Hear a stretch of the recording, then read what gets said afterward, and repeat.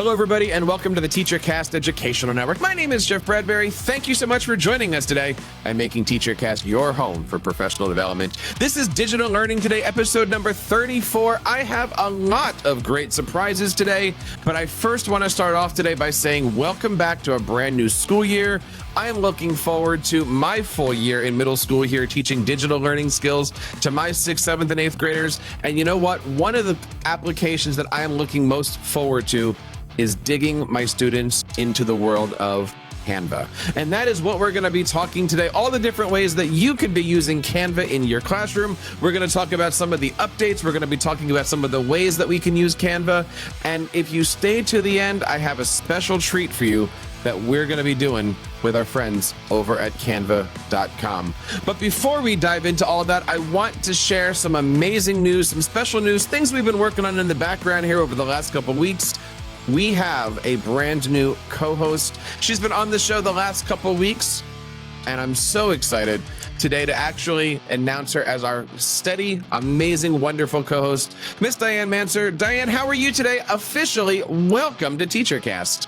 Thank you so much, Jeff. I love the introduction. I appreciate it, and I am doing great. How are you today? I am so looking forward to this collaboration together. Me too. Last week, all about your amazing book. We had you on the show a couple weeks ago with Allison Peterson talking all about coaching and relationships and stuff like that. And, you know, just so everybody knows, we've been planning out an entire curriculum through this podcast and also through our newsletter. So there's a lot of great things that are going to be happening over on teachercast.net. Don't forget to hit that like button, subscribe, share this podcast with others. The Jeff and Diane show is just beginning. Diane, tell us a little bit about yourself. High school English teacher, correct? That is right. And I am heading back to school in about 2 weeks. So I'm looking forward to starting this next school year. This is actually my favorite time of the calendar year because there's just so much excitement, anticipation, hopefulness, just like things you're looking forward to, things you want to try, you want to reinvent yourself. We are so lucky to be in a profession where we get to reinvent ourselves every single year, try on some new things, kind of shed some things that didn't go too well. And we're really lucky for that. So I'm doing great, and I'm looking forward to this next school year coming up. What are some of the things that you're looking forward to doing with your students? Well, first and foremost, one of the things that I pride myself on and that I encourage all of our listeners to do as well is building those relationships with our students. So I teach 9th grade English. I'm part of that welcoming committee. My high school is 9 through 12. So those students who are entering our building are coming into high school for the first time. They're eager. They're nervous. They're hopeful about what high school is going to be. And in the first few weeks, when you get a chance to poll the students, those 9th grade students, and you're like, what are you liking about high school so far? Almost every one of them says the extra freedom. Like they just feel this sense of like, my future's upon me. I'm shaking kind of some of that middle school off, and I have all of this, just like planning, preparation. They feel they have a little bit more independence, autonomy, and control of what they're doing. So I'm definitely looking forward to that. In addition to that, there's just some lessons and some units that I teach that I just every year feel so lucky to teach. It offers excellent conversation in the classroom, growth within the students, great opportunities for reciprocal learning, and also using our program Canva that we're going to be talking about today. Now, I'm excited to have you on the show. I love the fact that you're going to be bringing not only a fresh voice to this, but a high school voice to this, and one that's not only, you know, afraid to get into those deep digital learning topics. Because I got to tell you, somebody over the summertime told me teaching is emotional. Wouldn't you agree with that? Oh, I would really agree with that. That person sounds so smart. We have to have him on the show. We need to have him on the show. Tell everybody where they can find out more information about the great things that you're doing. Thank you so much. So yeah, that's something that I was sharing with Jeff a few weeks ago when we first got together and had a chance to meet and talk, that we often focus our attention in our teaching on the content, which we have to. You know, we have to show up into our Monday morning ready to teach, knowing why we're teaching something, clear about what our intentions are, and also what we're teaching. But also teaching is an emotional profession, and there are often things that happen from our day, whether coming from students, students, perhaps colleagues, administration, just overall stress, overwhelm. Often teachers are not just teachers. They're also caregivers at home. They're homeowners. They take care of parents. They may have pets they come home to. Some of our teachers walking into the school year may have had a very hard summer for who knows any reasons why. They might be new parents as well, and they're coming into the school year trying to navigate being a new parent, also teaching, the ins and outs of childcare. There's just so many things, Jeff. I know that you know what I mean. I know that our listeners do as well. So in my years of teaching, which is almost 20 at this point, I have come to realize that while the content is very important, also recognizing that teaching is emotional is important too. So my work can be found at teachingisemotional.com. I'm also on Facebook and on Instagram with that. And I have a book that I've published recently about the emotional challenges of teaching. Is very validating, but how we can move ourselves to empowerment, which is the goal, joy, and also confidence. Well, first of all, I'm so happy that you're here, and I'm so happy that you are going to be my wingman for all of this, and I'm looking forward to this amazing school year. You had mentioned this roller coaster ride of the school year that's coming up. One of the things that I love to do here is to help educators save time each and every week. And one of the things that we're going to be doing on our show is giving you our digital learning tip of the week. And this isn't just something that we're going to be talking about on our podcast, but we're actually going to be using these tips of the week to be building out our blog posts and also our newsletter. So if you have been checking us out over on Facebook, on LinkedIn, or over on TeacherCast.net, you can always subscribe to our newsletter, where we're going to be giving you our digital learning tip of the week, where we're going to be expanding upon all of these different topics we're going to be hitting here, perhaps in video form, in written form, in you name it form. But Diane, tell us a little bit about our tip of the week. Today, we're talking specifically about Canva. Yes. So today we're talking about Canva, and Canva is one of those programs that not only helps you as the classroom teacher to be more efficient, but it also helps you to look great. So it's not necessarily difficult to use. It's got a lot of features to it, but also has a lot of pre-planned already embedded into its programming. So you can go on there and find already created templates. You can find things that would match any type of system theme that you're trying to do, and already it's curated for you. And then from there, you can personalize it as you need to, but it's easy for teachers to use. It's easy for students to use. Next thing you know, that content that you were going to deliver or you were going to ask your students to produce now is not only done in sort of a one-stop shop type of way, but it also looks fantastic. If you could imagine yourself standing in front of your classroom on your back to school night, and oftentimes we sort of maybe have a handout, or we kind of stand and talk, or perhaps we want parents to walk around our classrooms and do maybe like a search and find or something within items of our classroom, or find their students' desks. Well, if you create that handout, or perhaps you create your presentation in a Canva model, it just looks dynamite. And I think this is something that we can be using as teachers in order to repurpose some of what we've been doing in the past. Each week, we're going to be celebrating these different digital learning tips. And again, don't forget, you can head on over to teachercast.net/newsletter and check them out and subscribe to our list. Now, I've been using Canva for probably 10 years. Before Canva even hit the educational space, this is not a paid podcast from Canva. There's no relationship with this. I personally am paying for Canva out of my own pocket. I know you can get it for free as an educator, but for the business and for TeacherCast, I've been a paid member for several years. And I got to tell you, every single thing that you see on TeacherCast is done with Canva. All of our graphics for our podcast, I created my own template. And every time we have a new show, a new blog post, I just hit that refresh button and it all goes down. So as you mentioned, I love the fact that you can sit there and create these templates, repurpose these templates, make your own templates. But I love actually making templates from templates. So in other words, I do the show for digital learning today. I take that template and then I just basically change the colors, and I've got our Ask the Tech Coach colors. So today we're going to be talking about various ways that Canva can be used in the classroom. Diane, what are some of the ways that you've been using Canva in your classroom? Thanks for asking, Jeff. So, as I already talked about that back to school night, in order for me to share a meaningful presentation, it also looks fantastic. My presentation is made on Canva. Something else that I really enjoy is when I have students, perhaps we're reading a story or reading a novel, and at some point I want to just focus on where are we? When are we? We're focusing on that plot diagram, for example. Some of those, like for ninth grade or for high school level, maybe some more basic literary elements, but it's excellent for review. It keeps everyone on the same page. And I'll head over to Canva. I might have a template created that I can share out with students and they can fill it in individually with partners or in groups, or I may have them do it. So I might have one group assigned for setting and they're creating their Canva template based on setting.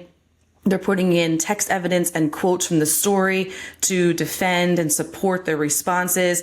I could also do the same thing just for characters, in terms of like character comparisons. If our listeners and our viewers head over to Canva, you're going to have, diagrams, templates that are available that are going to look like brainstorming. It's going to look like sequencing. In some cases, it could be like charts, Venn diagrams. So there's just so much that you can use in that regard. It's also really fun if you were thinking about, again, I'm an English teacher, but you could do this in the science classroom, in the history classroom. You could do it for any age group, but we often want to figure things out in terms of theme. What's the lesson here? So even if you're in history class and you're in social studies and you're learning about a certain event, we get lessons from everything. So what is the lesson we're trying to learn here? What's the theme or this author's purpose? And you could have students put that word, put that phrase, put that historian's name or that famous person's name, and then they can just surround that with like images or abstract images or things that will identify that person. So in all, there's just so much that you can do on Canva that can not only make your lessons more interactive, but then I also know for learners, when you pair the content, like the written word with visuals, especially visuals that they find and they embed themselves, it goes into that long-term memory. And therefore the students are going to retain that information at a much higher guarantee than if they were just perhaps copying notes or listening to a lecture or maybe just reading from a textbook. One of the things that I love about using Canva is the fact that I can do easy intro tickets and exit tickets. Oh, yeah. I know for my first couple of days, I'm going to have the kids come on in. I'm going to help them get into Google Classroom, help them get into Canva. And then one of their first assignment is going to be basically, give me your business card. Put your name, put your info, where do you want to do? Because a lot of what I'm going to be working on this year in my school is Genius Hour, is going to be passion projects, is going to be entrepreneurial marketing stuff that I'm going to teach through digital learning applications like the Google Suite and stuff like that. But one of the first things they're going to do is they're going to make a little business card that says, hi, who am I? And that's how they're going to be identifying, what their hopes and dreams are for the school year, but doing it through the fact that Canva gives you all of those graphics and templates and items that you can easily put in there. Oh, I love that. And what a neat way for them also, you had already mentioned it, but color designing, because you could even have them consider like, what is your color template? What is your color palette? You have these 4 color options. Which one are you choosing and why are you choosing those? And, or if you could even take that business card and you can say, hey, you have to put images on here, but the images have to be like the most important image that defines you right now would be, and like what image is in the forefront, what image is coming up first. So you can even have students make choices within that. But I love that. Like, what a great way to like meet your students, get to know them in a quick snapshot, but they're interacting with programs. So you're accomplishing that goal too. And then they can also do some partner sharing. So you can get some speaking skills, listening skills. Students could share out their partner. So instead of them sharing themselves, they could share the person next to them. It enhances those listening skills. And then also being able to speak to the audience in front of them. So much community building from that one lesson. And plus using all the programs. That's beautiful. I love that. Another thing that I've been toying with, and I'm a little nervous, I'd love to get your opinion on this, but I want to do a make your own email signature graphic. Real easy. Create it. There's templates for all that stuff, and then show them how in their Gmail to insert all of that. Sounds easy. I got to be honest. I'm a little nervous because now that they know how to do that, other ways of getting into email and all of those nasty things that we don't want to talk about might happen once you show them the right way to do things. What's your opinion on that? You teach high school. Yeah, I think any opportunity we have to teach students how to navigate technology in a healthy, professional way, I think we're setting them up for more success. And I think also it offers the opportunity to have conversations about, like, sometimes this can be misused, this can be mishandled, or sometimes, we kind of take advantage of some of these privileges that we have, or we can use this against other people, and that doesn't go away. So I think I never try to shy away from an important conversation that could lead to a teaching moment. So I think that you go for it, and then you open up those conversations. And then should something come up, like let's say November or February, when we start getting a little bit more comfortable in the school year, and then students start going a little like toes to the line, I think then you get to revisit that lesson from September, and you get to say, let's not forget, like, yeah, we're in digital literacy here. And that also means being digital citizens, professional, healthy, as we're navigating all of this, like what could be complicated as we get older.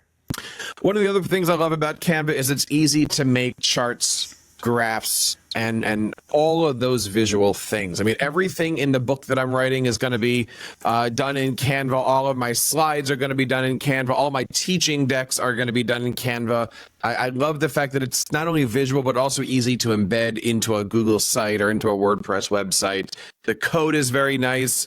I love the collaboration features. Diane, recently they had a session in the spring, I think it was, called Canva Create, where they unrolled a number of amazing new things. I don't know if you had a chance to check it out, but we are going to be linking to it over in our show notes. Again, this is Digital Learning Today, episode number 34.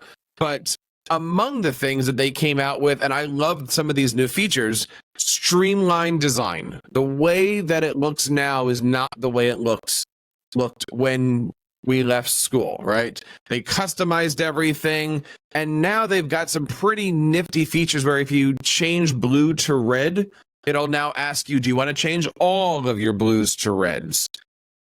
Game changer, right? Because we only have 5 minutes or so for a prep if we're lucky. We're trying to fix something, especially now. I want all my 23, 24s to be 24, 25s. These are real easy things. Have you noticed any of the changes in your Canva docs?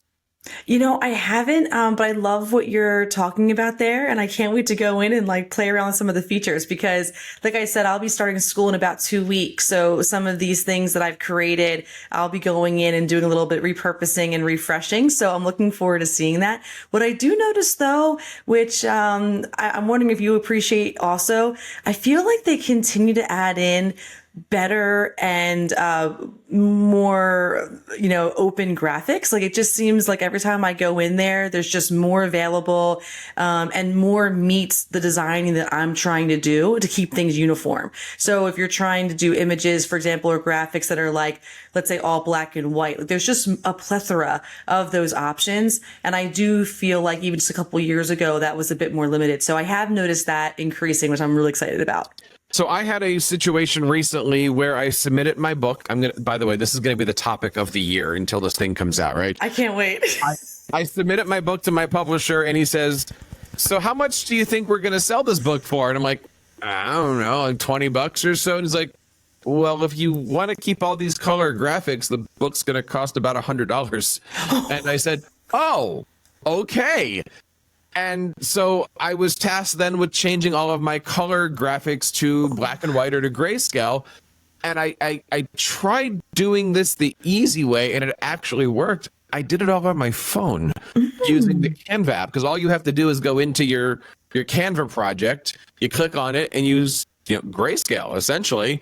And boom, now I didn't export it and stick it back into my manuscript or anything like that. But I mean, I took care of 7 or 8 graphics in my car while I was waiting for the kids, I think, to get shoes or something like that. And couldn't have been easier, right? So making use of all these different tools, not only on a desktop, but also on your mobile devices as well. All the features that you can think about are absolutely there. So yes, to take something to change the color, the tint, the hue, all those different things that are out there, it's really, really easy. And that's without talking about those 2 favorite letters, Diane. It's been almost 20 minutes of this podcast and we haven't said those two letters yet. So let's kind of bring that out. Canva AI. The new features that are out there. I mean, I saw so many great sessions about Canva AI, not only at the AI booth or the Canva booth at ISTE, but also all throughout the ISTE Hall this summer. Lots of great things with artificial intelligence. Have you started to dive into some of the Canva AI projects? A little bit, or just in general, just AI, which for me last 2 years ago when it started to become known, I was one of the people who was like, oh no, or like this is going to really affect like students writing their own work. Last year, I got a lot more comfortable with like using it to my advantage. Before I jump into that though, I just want to tell you that I'm just so excited about your book.